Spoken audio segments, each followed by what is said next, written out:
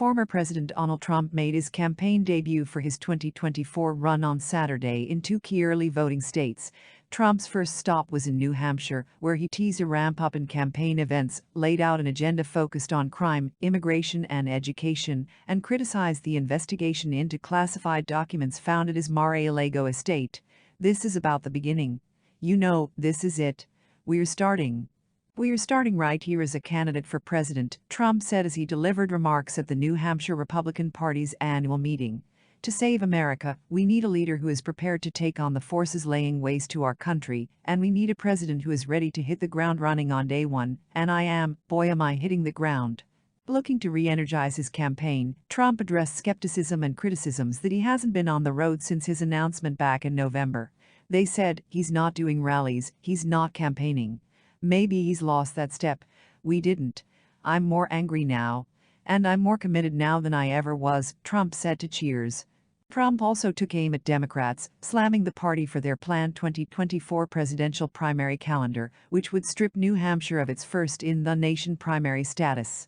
Trump said if elected, he would ensure New Hampshire remains first in the nation for Republican primaries, and he named outgoing state GOP chairman Stephen Stepanek as his senior advisor for his New Hampshire campaign. Saturday's campaign stops were also filled with not-so-slight digs at potential Republican contenders, as Trump looks to dissuade other Republicans from launching presidential bids. The former president projected confidence in his ability to win the next presidential election, telling the crowd he doesn't think we have competition this time either. Speaking to reporters after his New Hampshire appearance, Trump told ABC News and other outlets that he would view a presidential run by Florida Governor Ron DeSantis, for example, as disloyal. "When I hear he might run, I consider that very disloyal," Trump said. "But it's not about loyalty, but to me it's always about loyalty." Trump, the only declared GOP candidate in the race so far, also said that widely expected challenger Nikki Haley, a former ambassador in his administration and former South Carolina governor, had called him recently to say she'd like to consider a run for president in 2024. "I said, look, go by your heart if you want to run," Trump told reporters. "She's publicly said that I would never run against my president." Following his event in New Hampshire, Trump sent out a fundraising email seeking to capitalize on his return to the campaign trail. "I will officially be the first Republican presidential candidate to campaign in the two early primary states of New Hampshire and South Carolina.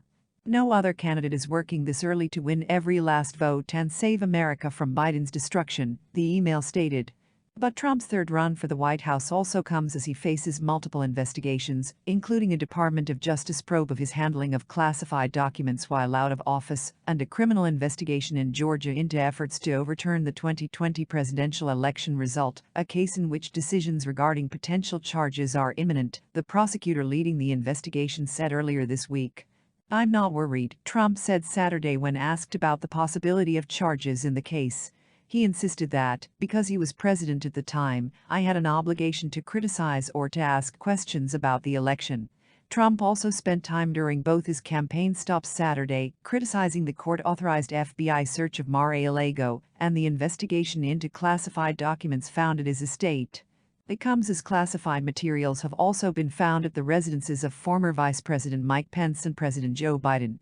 Attorney General Merrick Garland has appointed two special counsels to investigate Trump and Biden, whereas the DOJ has been reviewing the material found at Pence's Indiana home earlier this week. In South Carolina for his second event of the day, Trump spoke to a small packed room filled with hundreds of people where he announced his leadership team for the state and spoke to the importance of its early role in the primary process. As the famous saying goes, South Carolina picks presidents. You've heard that a little bit before, right? He said. His South Carolina leadership team includes Sen. Lindsey Graham, Governor Henry McMaster, Lieutenant Governor Pamela Yvette, Treasurer Curtis Loftus, Representative Joe Wilson, Representative Russell Fry, Representative William Timmons, former Lieutenant Governor Andre Bauer, former U.S. Attorney Peter McCoy and former Ed McMullen. "We believe in common sense. We believe in the Declaration of Independence. We believe in the Constitution. We believe in the Bible, and we believe in you," McMaster said, pointing to Trump. "How many times have you heard we like Trump policies, but we want somebody new? There are no Trump policies without Donald Trump," Graham added. On policy, Trump said Saturday he would eliminate federal funding for any school that pushes critical race theory or left-wing gender ideology, restore every border security measure of the Trump presidency within hours of my inauguration, investigate radical left-wing prosecutors, and said he supports a constitutional amendment to impose term limits on members of Congress. This is just the beginning of our agenda. I look forward to returning many times, Trump said as he ended his remarks in New Hampshire.